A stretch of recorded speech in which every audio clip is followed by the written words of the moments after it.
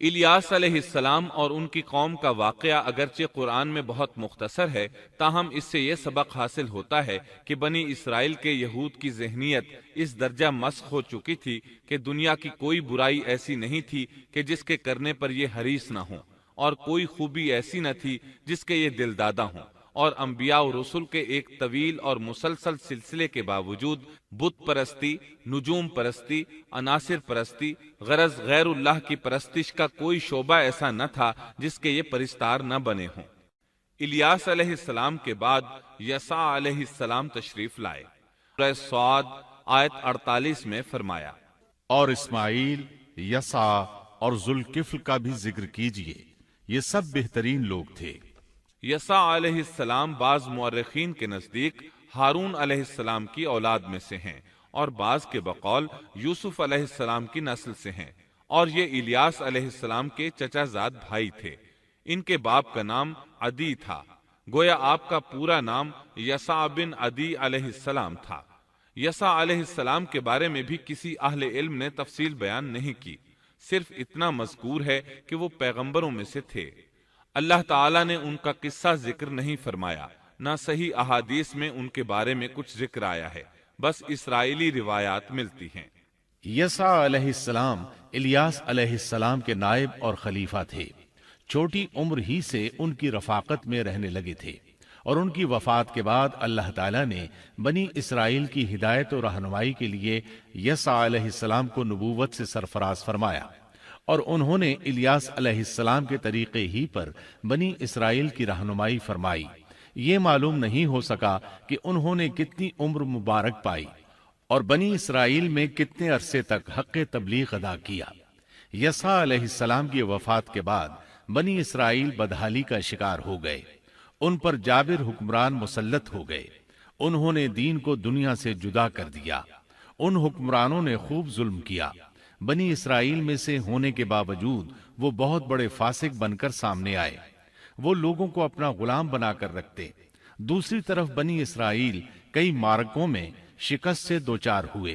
بنو عمالقہ کے ساتھ ایک معرکے میں تو انہیں نہایت بری طرح شکست ہوئی، اور بنو عمالقہ نے بنی اسرائیل سے وہ تابوت چھین لیا جو کہ لکڑی کا تھا، اور وہ اس سے برکت حاصل کیا کرتے تھے۔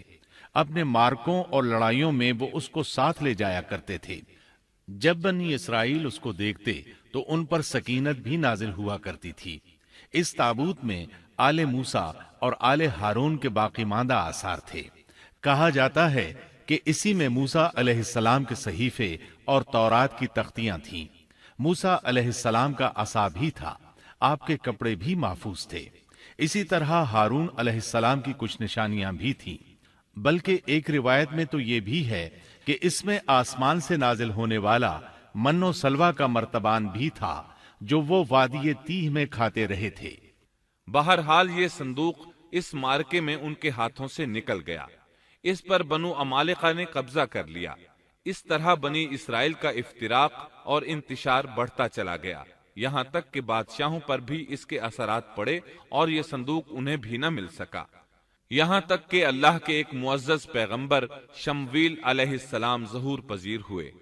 انہیں شمعون بھی کہا جاتا ہے، عربی زبان میں اس کے مترادف لفظ اسماعیل بنتا ہے، اور ان کا نام شمویل اس وقت عربی زبانوں کی کتابوں میں عام ہو چکا ہے۔ شمویل علیہ السلام نے دعوت توحید شروع کی، انہیں حق کی طرف بلانے لگے۔ چونکہ بنی اسرائیل اپنے انتشار اور تفرقے کو ایک عظیم مصیبت سمجھ رہے تھے، وہ ان کی دعوت کو قبول کرنے لگے۔ پھر انہیں یہ احساس ہوا کہ ایک بادشاہ کا ہونا بھی نہایت ضروری ہے تاکہ وہ ان کے دنیاوی معاملات اور سیاسی امور کی باغ ڈور سنبھالے۔ چنانچہ اکٹھے ہو کر شمویل علیہ السلام کے پاس آئے، کہنے لگے، ہم میں سے ایک شخص کو منتخب کر دیجئے جو ہم پر حکومت کرے، اور ظالموں سے بدلہ لینے کے لیے جب لڑائی ہو تو وہ ہماری قیادت کرے۔ قرآن کریم میں اس قصے کو بہت وضاحت سے بیان کیا گیا ہے۔ اللہ تعالیٰ سورۃ البقرہ آیت 246 میں فرماتے ہیں، بھلا تم نے بنی اسرائیل کی ایک جماعت کو نہیں دیکھا جس نے موسیٰ کے بعد اپنے پیغمبر سے کہا کہ آپ ہمارے لیے ایک بادشاہ مقرر کر دیں تاکہ ہم اللہ کی راہ میں جہاد کریں؟ پیغمبر نے کہا کہ اگر تم کو جہاد کا حکم دیا جائے تو ایسا تو نہیں کہ لڑنے سے پہلو تہی کرو؟ وہ کہنے لگے کہ ہم اللہ کی راہ میں کیوں نہ لڑیں گے جبکہ ہم وطن سے خارج اور بال بچوں سے جدا کر دیے گئے۔ پھر جب ان کو جہاد کا حکم دیا گیا تو چند اشخاص کے سوا سب پھر گئے، اور اللہ ظالموں سے خوب واقف ہے۔ کیا آپ نے موسیٰ کے بعد والی بنی اسرائیل کی جماعت کو نہیں دیکھا جبکہ انہوں نے اپنے پیغمبر سے کہا کہ کسی کو ہمارا بادشاہ بنا دیجئے تاکہ ہم اللہ کی راہ میں جہاد کریں؟ پیغمبر نے کہا ممکن ہے کہ جہاد فرض ہو جانے کے بعد تم جہاد نہ کرو۔ انہوں نے کہا بھلا ہم اللہ کی راہ میں جہاد کیوں نہ کریں گے؟ ہم تو اپنے گھروں سے نکالے گئے ہیں اور بچوں سے دور کر دیے گئے ہیں۔ پھر جب ان پر جہاد فرض ہوا تو سوائے تھوڑے سے لوگوں کے سب پھر گئے، اور اللہ ظالموں کو خوب جانتا ہے۔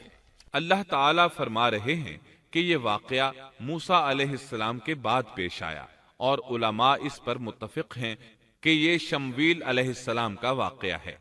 بنی اسرائیل کہنے لگے اے شمویل، ہمارے لیے ایک حاکم مقرر کر دیجئے تاکہ ہم اس کی سربراہی میں علم جہاد بلند کریں اور بنو عمالقہ کو شکست دے کر ان سے انتقام لیں۔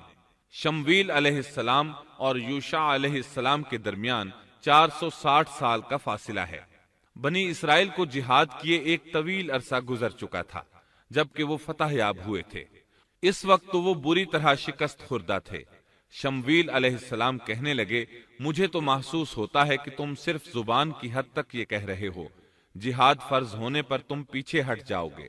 انہوں نے کہا یہ کیسے ممکن ہے جبکہ بنو عمالقہ نے ہمیں بہت تکالیف پہنچائی ہیں، ہمیں القدس سے نکال دیا۔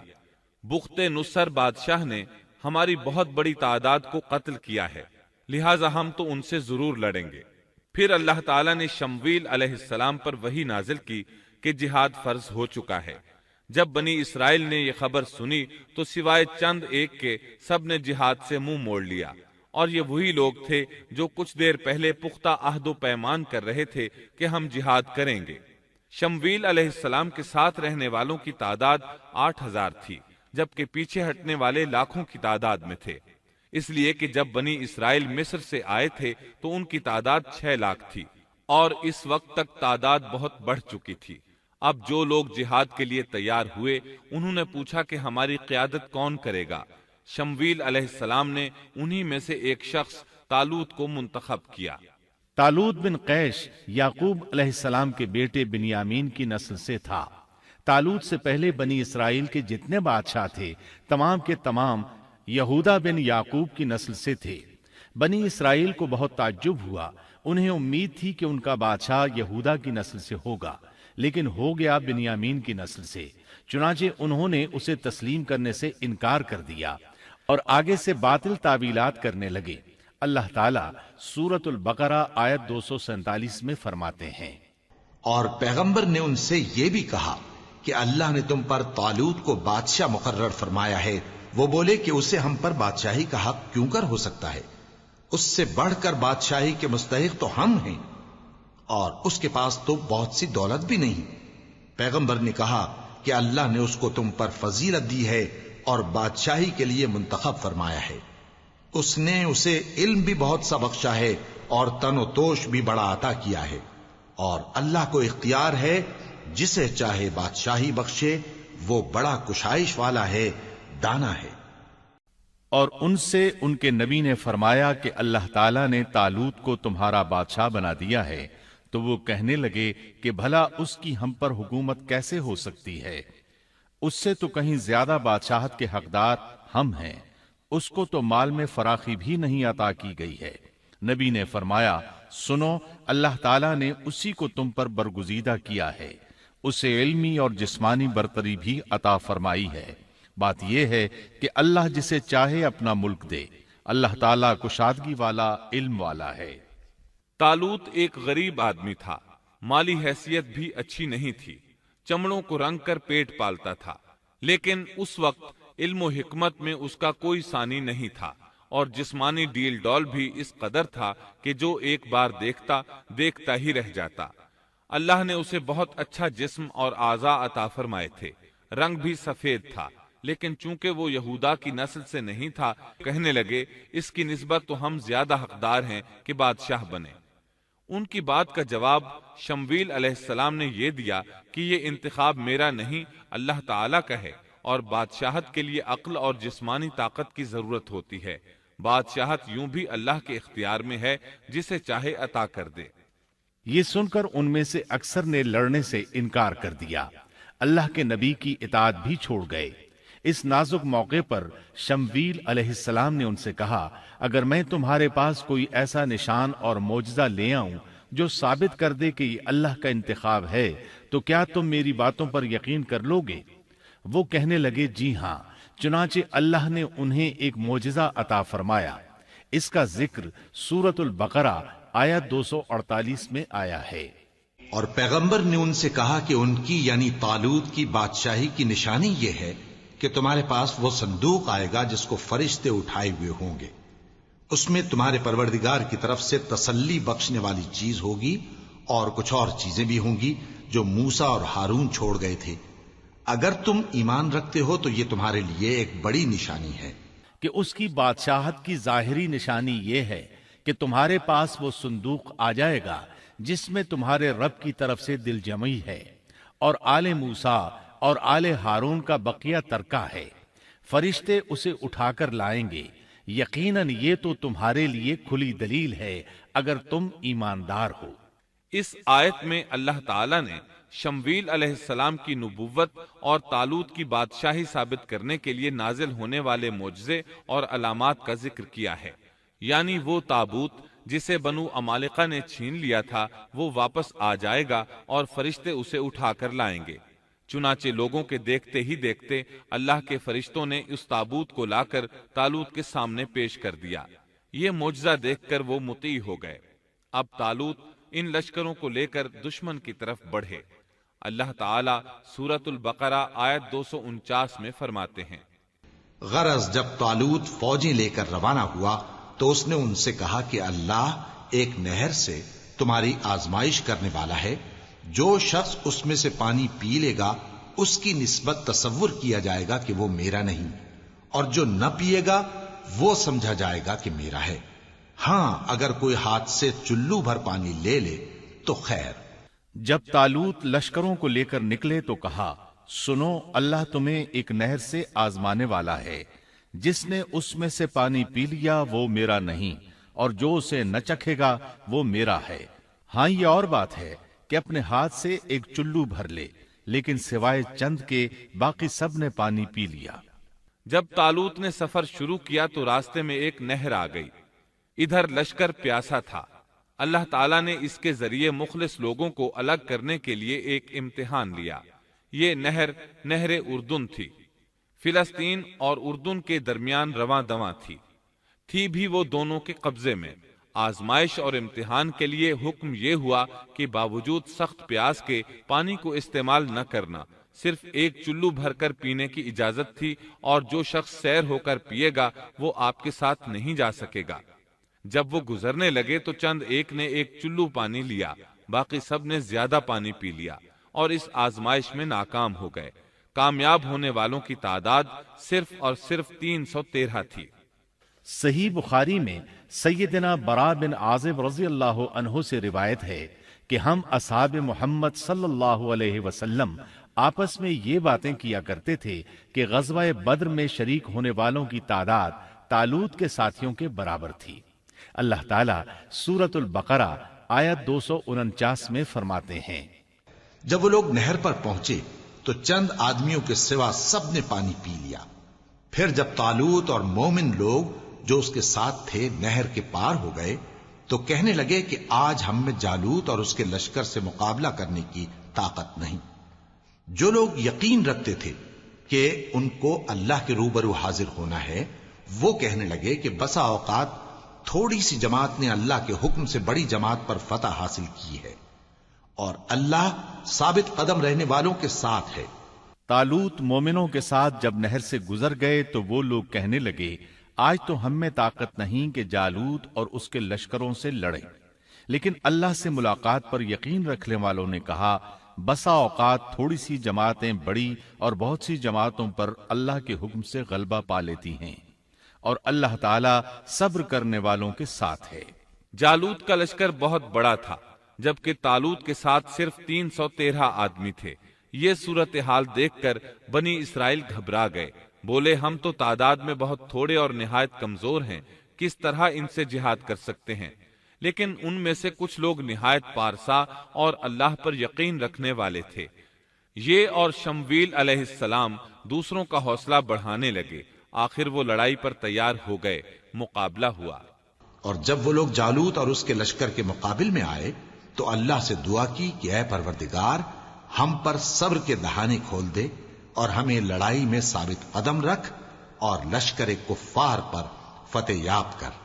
اور جب ان کا جالوت سے اور اس کے لشکر سے مقابلہ ہوا تو انہوں نے دعا مانگی کہ اے پروردگار، ہمیں صبر دے، ثابت قدمی دے اور کفار کے مقابلے میں ہماری مدد فرما۔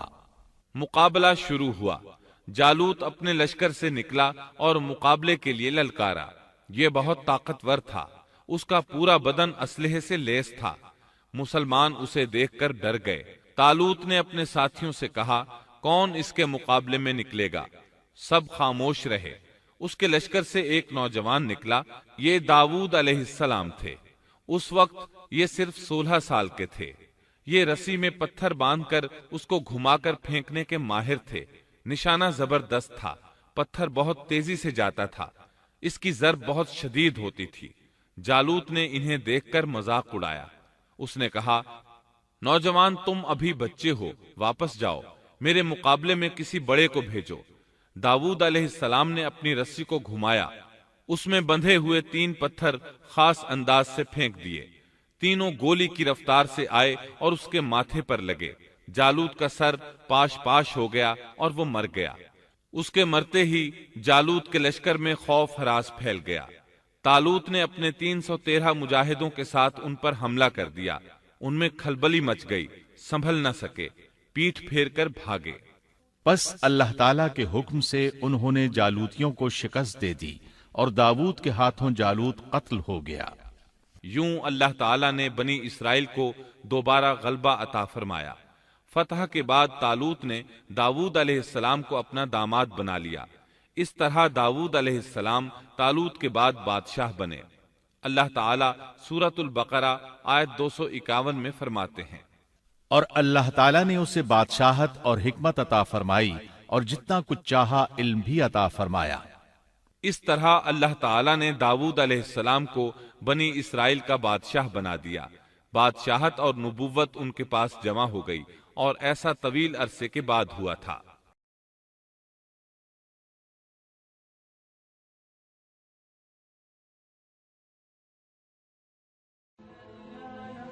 Thanks for watching. Don't forget to like, comment, share and subscribe to